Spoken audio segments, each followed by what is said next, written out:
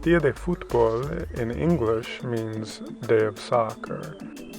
Calling it the Día de Fútbol was intended to speak the language of the community that we were attempting to attract to our campus.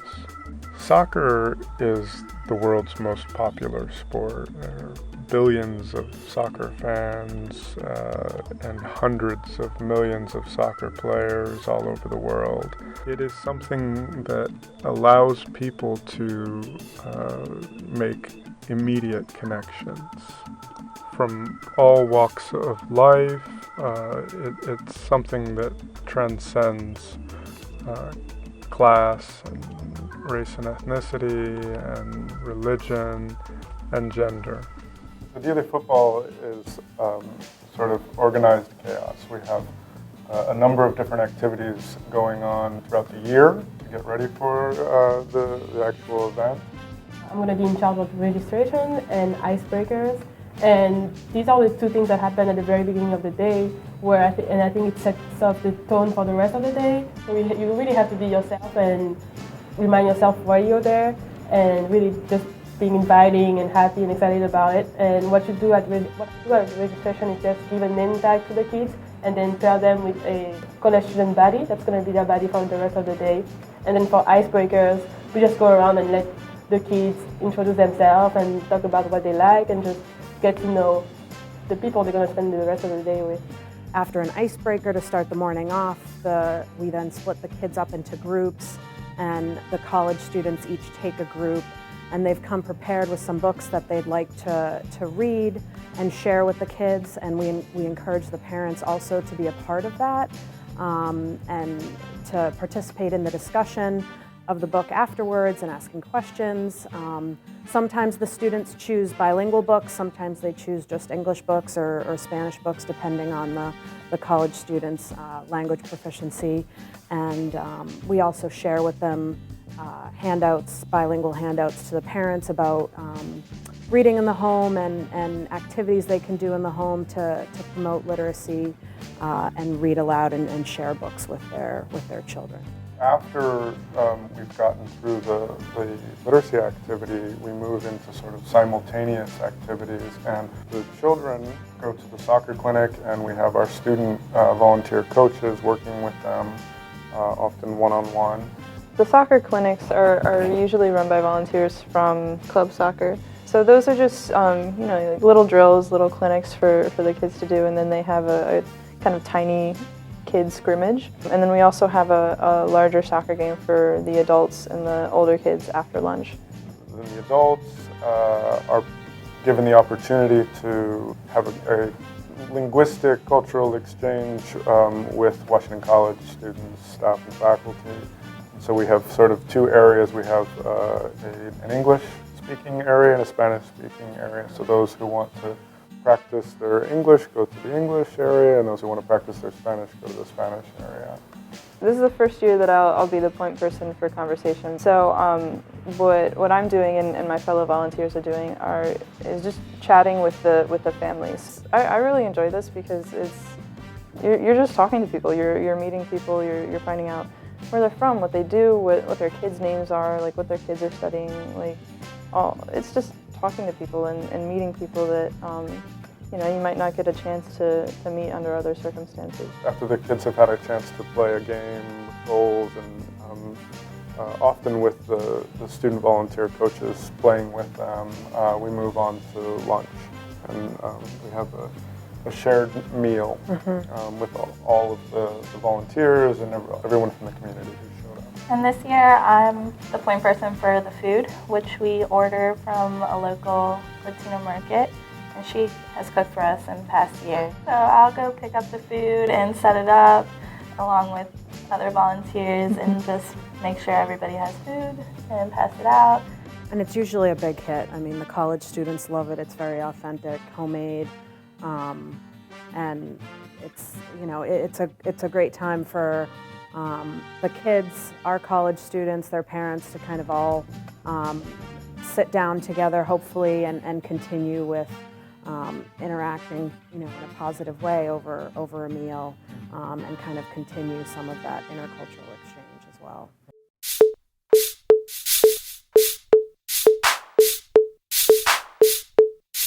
Our primary objective is to try and create a bridge, right, between the local community and the college. And intercultural exchange is one of our primary objectives, and getting people to sort of break down barriers and get to know people who are different from them and learn from each other. I mean, we are in each other's backyards, and I think at times it can feel as though we're worlds away, right? The college campus can feel so drastically different from the larger Chestertown community, and vice versa. And however, those of us who live here in the community kind of realize that, no, there's a lot of overlap, and we also need to work with helping to make that overlap be positive, so that the students get to know the larger community and vice versa. And this is one event in which we hope that that's happening for our college students, but also for the larger community.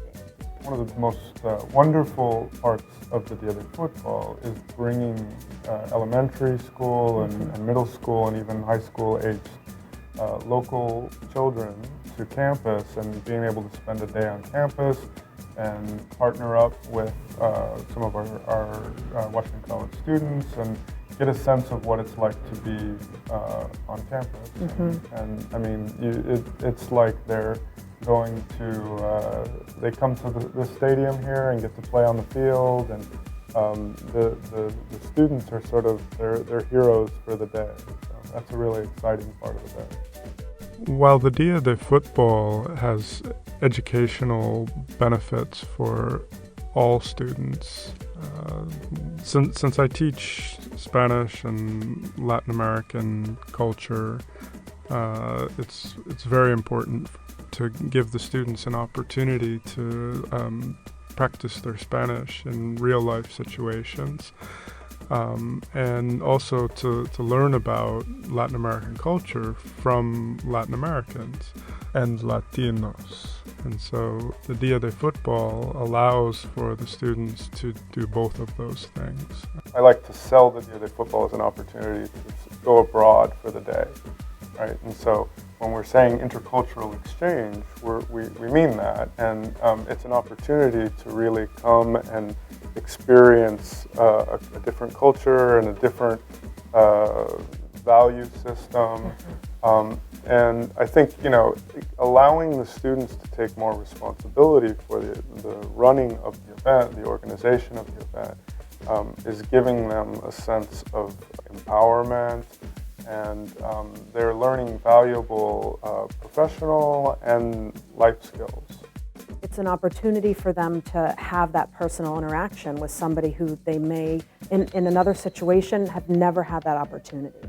And it can be really powerful in that sense to, you know, all of a sudden put, you know, a name and a face to larger social issues. So when we talk about immigration, or we talk about the Latino population, or the larger immigrant population here in the United States, that now they have an actual personal experience to kind of connect to those larger issues. And I think that can be really powerful for our students. That's right, and it goes both ways. It's I see very powerful experiences for the Latinos that are coming as well, who often are very shy and not sure what they're doing here and a little uncomfortable, and they start talking with our students, and I mean, you see it, like there's a moment where they start feeling more comfortable, and it's like, oh, there are different types of gringos too, right? Because, you know, their interactions are not always as friendly as they might be at the Dia de Fútbol. A lot of the Latino community, they think because it's a private college, they're not allowed here, but that's not true. We would love them to come, and that's great about having Dia de Fútbol year. So they know that it's open and they can come. Like we make sure that they know of all the resources that are open to the public on campus. So. Yeah, we have a brochure that, you know, what the swimming pool hours are, like when you can come to the dining hall, when you can come to the library. And, you know, we've passed it out and people will be like, we're allowed to do that? Yeah, of course. So that's one thing that's really great. And also just, you know, when you go and maybe if you see these people outside of campus. When I was at the church this past weekend for an outreach event, I was handing out flyers and people were telling me, oh, this is the thing that Shawn, Professor Stein does. And I was like, yeah, that he's involved with this. And they're like, how's he doing? You know, how's his wife? Did he cut his hair? I heard he cut his hair. Is that true? So it's just, it's making friends, honestly, and it's extending that friendship outside of campus. I think that receiving feedback from students is I don't expect it for about 10 years. It takes a while for students to be able to reflect on the experiences that they've had here.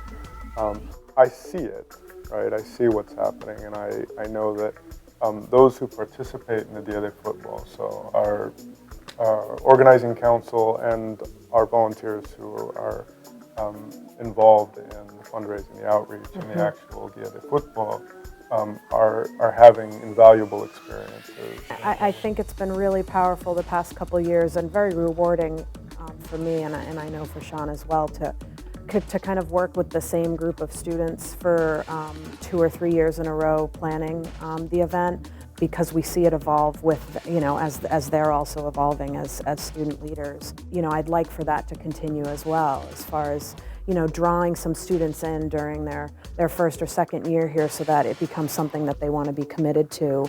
And it's not just, I'm just going to go for 1 year and then be done, but that it's, you know, it's something that they strive to really be actively involved in and actively improve over their time here. I got involved with Dia de Fútbol because I had Professor Stein for Spanish last year, so he really promoted it, and that's how I got involved. But my future career goals are to do something medical, doctor, physician's assistant, I'm not sure yet, but I want to, once I get that certification, I want to go to Latin America and do mission trips. So Dia de Fútbol definitely helps because, I mean, you get to see their culture because it's a whole family together, and you get to really observe them rather than just one person. So it's really great. It's a lot of planning, but on the day of, you see that it all pays off.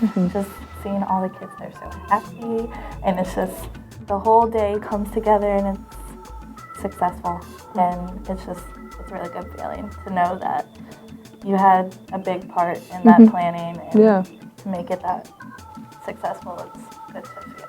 Volunteering on the day itself definitely helps your Spanish skills, because the more you talk with other people, the more you improve your own skills, so that's a valuable aspect. But I also really appreciate just the basic conversation and people skills that I think I've picked up and developed as a volunteer in this event, because you might not get a chance to talk to these people under other circumstances. So it teaches you like what kinds of questions to ask, what kinds of questions to be able to answer. You know, I've had some people ask me about like what's college like, and how do I answer that question? You know, like, well, this is what I do, this is what I hope to do with my life having come to college. You know, just human interaction and sharing on a pretty basic and enjoyable level. The first year I just did this event because it was a club event, and I was like, okay, I'll do my part, I'll participate.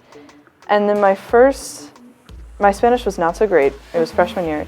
My first day, I was speaking as if I'd been speaking my whole life. I was meeting these really cool people. I actually would start speaking in Spanish to people who didn't actually speak Spanish, and I'd have to stop and back up and say, oh, I'm so sorry, because I was so excited to have the opportunity to meet these people and hear about where they were from and you know, how they spoke.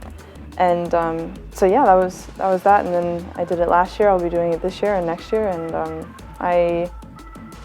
I've gotten to know more of the planning side as well, but the day itself is, you know, it's worth the year build up for me. You know, all the meetings that we have that go really late, and all the fundraising and all the stuff that we do is really worth it to just, you know, be out on the field and it's sunny and you're meeting people and talking to people and learning as much from them as they might from you. So to me, it's really valuable. I look forward to it all year. Before going abroad for my Spanish major, so I went to Ecuador last summer. I think Día de Fútbol was actually the only opportunity I had to speak Spanish for an entire day, and so to improve my Spanish skills that way, but also to just learn about another culture and have these conversations. Yeah. So it's kind of a mini trip abroad. It's a good opportunity for an exchange that goes both ways, because we share stories that we like with them and they do the same thing with us. When I was younger, of course, I was admirative of my parents, but the people I would always look up to were my older cousins, for example, who were in their 20s, and I feel like that's the person I am to these children. When I come here, I kind of have a model. I kind of am a model for a day to them, and I think that's the most invaluable aspect of my experience during that day. Is really they look up to me and they think, oh, I can go to college and I can be a good student, but I can also organize events for other people, and hopefully they get to be in the same place as I am someday. What I hope they take away from that is, from Día de Fútbol, is that the campus is open to them not only on the day of the event, but throughout the year, and that they are just welcome here as they would be anywhere else in the Chinatown community.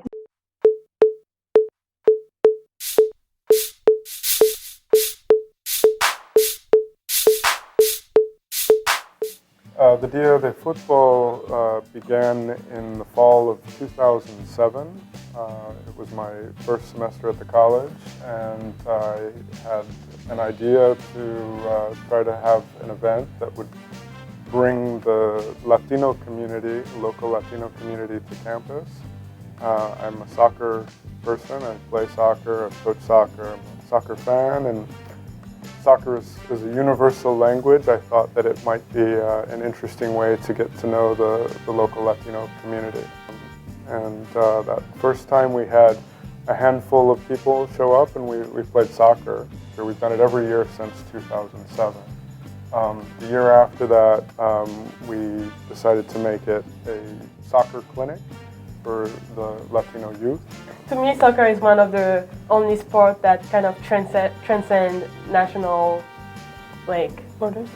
Yeah, national borders and geographical borders, and it's kind of a sport that's played around the world, and I feel it's a good way to bring people together. Yeah, and even if you're playing, you know, in an informal game with a team of people you might not know or might have never met before, everybody knows what they're doing. They're like, yeah, I'm gonna play this position, you're gonna play that position. We're gonna do our thing. We'll laugh, we'll make jokes. It's like, really amazing to watch. Yeah, people just click.